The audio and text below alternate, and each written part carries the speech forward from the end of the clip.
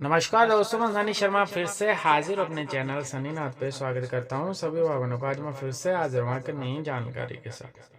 सवारी आने से पहले के संकेत। काफ़ी ज़्यादा लोग साधना सिद्धि मंत्र जाप कर्म में चलते हैं, लेकिन एक्चुअल में जो पब्लिक का प्रश्न आता है उस प्रश्न का उनको उत्तर नहीं मिलता। आप सभी के लिए एक जानकारी लेकर आया हूँ। जो भी लोग साधना सिद्धि में चलते हैं, मंत्र जाप में चलते हैं, जो कर्म करते हैं, उन लोगों के लिए ये वीडियो कारगर सिद्ध होगा। 98 91 59 52 70 मेरा नंबर है। यूट्यूब का ज्वाइन बटन जरूर ज्वाइन करें अगर आप साधना के क्षेत्र में आगे बढ़ना चाहते हैं। बाकी की सर्विस पेड है, डिस्क्रिप्शन बॉक्स को अच्छे से देख ले, समझ ले, फिर ही आप लोग जो है मेरे साथ कंसल्ट कर सकते हो। सवारी आने से पहले संकेत है। जो भी भगत जन भक्ति करते हैं, कर्म करते हैं, मंत्र जाप करते हैं, देवी को पूजते हैं, शक्तियों को पूजते हैं, उन लोगों को सपनों के माध्यम से कुछ चीजें दिखाई देती है। किसी भी देवता की सवारी आने से पहले भक्त को पहले ही सपन में कोई चीज दिखाई देती है।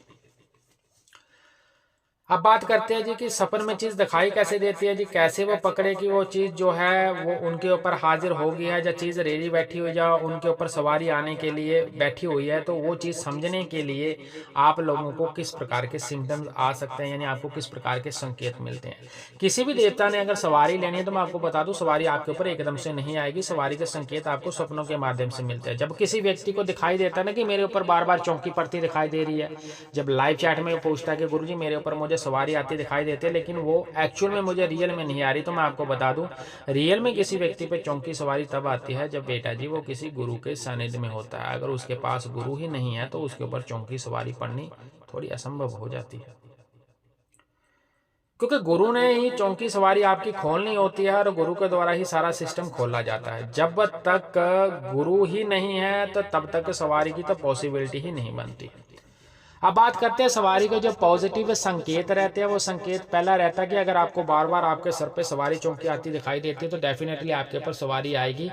आप जिस देवता को सबसे ज़्यादा पूजते हैं, जिस देवता की सबसे ज़्यादा आप पूजा करते हैं, उस देवता के नाम के भजन लगा के आप बैठे हैं और आप देखिए आपके बॉडी के ऊपर वाइब्रेशन आते हैं, झटके पड़ते हैं, आपको आपके ऊपर चौकी सवारी वाला सिस्टम बनता है, या आपके हाथ पांव कांपते हैं। अगर ये चीज़ कामती है, ये चीज़ होती है आपके साथ, तो डेफिनेटली आपके ऊपर उस देवता के या तो गण है या देवता की कृपा दृष्टि है।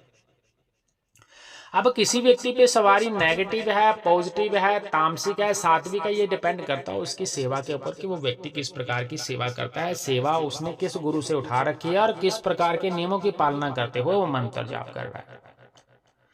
सवारी आने से पहले व्यक्ति का व्यक्तित्व बदल जाता है, व्यक्ति के स्वभाव में थोड़ा चेंज आ जाता है। जिस प्रकार से देवता का स्वभाव होता है व्यक्ति वैसे ही होने लग जाता है, क्योंकि तन और मन जो है वो शुद्ध होने लगते हैं।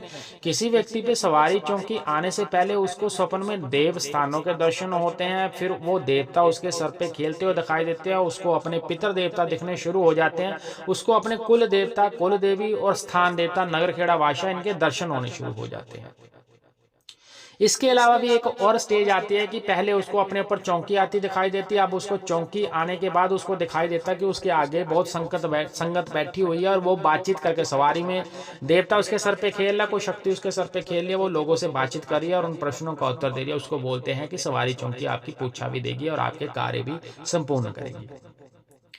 ये सारे संकेत और सिम्टम्स उन लोगों को दिखाई देते हैं, उन लोगों को वो बोलते हैं ना, ये सारी चीज़ें हैप्चुअल बोल सकते हैं, उन चीज़ों के साथ उन लोगों के साथ ये चीज़ें होती हैं जो लोग लंबे टाइम से भक्ति कर रहे हैं, जिन लोगों ने गुरु धारण कर रखे हैं और जो गुरु के सिंध में चलते हैं, अथवा जिन्होंने गुरु धारण नहीं कर रखे हैं फिर भी वो सच्चे मन से भक्ति करते हैं, उन लोगों के ऊपर भी ये संकेत आ सकते हैं। संकेत किसी को भी हो सकता है, लेकिन अगर सपने में किसी व्यक्ति को सवारी पड़ती है, रियल एक्चुअल में सिर्फ हल्का फुल्का वाइब्रेशन होता है तो नहीं खुल रही है, तो वहां पे संकेत ये है कि आप लोगों को किसी व्यक्ति को गुरु धारण करना पड़ेगा, क्योंकि गुरु के बिना गति नहीं। आप इस मार्ग में गुरु के बिना आगे नहीं चल पाओगे।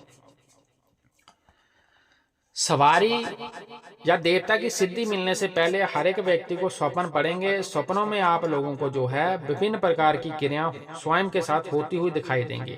जब वो क्रियाएं होती हुई दिखाई देती हैं, उन क्रियाओं के आधार पर ही पता चलता है कि सवारी कितने रूप की आपके पास है, या कौन कौन से देवता आपके पास खेलेंगे, कौन सी सवारी पहले आएगी, कौन सी बाद में आएगी। और जो गुरु से आप ज्ञान लेते हो, जिन लोगों ने गुरु धारण कर रखे हैं, वह अपने गुरु महाराज से बातचीत कर सकते हैं। गुरु उनको जो है पूर्ण विवरण दे देंगे। और दूसरी बात है, जिन लोगों ने गुरु धारण नहीं कर रखे हैं वो जिस मंत्र का जाप करते हैं, जिस मंत्र का जाप करने के बाद उनके शरीर पर सबसे ज्यादा झटके एवं वाइब्रेशन और एनर्जी महसूस होती है, वही मंत्र उनके ऊपर कार्य कर रहा है और उसी देवता की सवारी चौकी उसके ऊपर पड़ेगी। जिन व्यक्तियों के ऊपर सवारी आने वाली होगी वो किसी मंदिर, तीर्थ स्थान, किसी भी भजन, कोई भी भजन लग रहा होगा देवता पर, या सिमिलर होगा भजन, या उसी देवता के साथ जुड़ा होगा, या सेम उसी देवता का भजन होगा, तो वो उस भजन को सुनेंगे तो उनके रोंगटे खड़े हो जाएंगे, उनके हाथ पांव गर्दन कांपनी शुरू हो जाएगी। भीतर ऐसे लगेगा, शरीर के अंदर ऐसे लगेगा जैसे ऊर्जा का प्रवाहन हो रहा है और कोई शक्ति अंदर बैठी हो जो उनकी बॉडी को थरथरा, यानी कि एक तरह से हिला रही है, कंपा रही है उनकी बॉडी। ये सारा जो गुरु के सानिध्य में करेगा उसका तो धीरे धीरे कंट्रोल में आ जाएगा। जो बिना गुरु के होगा शायद हो सकता है उसके लिए एकदम से ये उग्र स्टेज हो, सवारी एकदम से जोर से परे, हो सकता है उसको सवारी चौकी में होश ही ना हो या थोड़ा बहुत होश हो, या कभी कभार इस कंडीशन में ऐसा होता है कि कोई व्यक्ति के ऊपर चौकी सवारी आने वाले होते हैं, चौकी सवारी पड़ती है तो वो स्वयं की सवारी को नहीं रोक सकता है, उसका बस और कंट्रोल नहीं रहता, तो उसका भी रीजन जो है वो विदाउट गुरु ही होता है। ज्यादातर लोग इंटरनेट से मंत्र उठा के करते हैं, इसी कंडीशन में जो है लोग गलतियां कर बैठते हैं जिसके कारण वहां तक नहीं पहुंच पाते हैं। यूट्यूब चैनल का ज्वाइन बटन ज्वाइन करना, 9891595270 मेरा नंबर है। सारी सर्विस पेड है। अरदास 2550, कंसल्टिंग 1150, हवन 17,550। उसके अलावा कोई भी साधना मेरे सानिध्य में करना चाहते हो तो साधना के अनुसार चार्ज रहता है। भैरवनाथ जी की जयंती पर मेरी तरफ से हवन होने, अगर आप कंट्रीब्यूट करना चाहते हो नंबर पर कंसल्ट करके फोटो, आधार कार्ड जो भी समर्था के साथ भेजना भेज सकते हो। और जो भी सिद्ध प्रोडक्ट लेने हैं तो व्हाट्सएप पे चेक कर लेना और डिस्क्रिप्शन में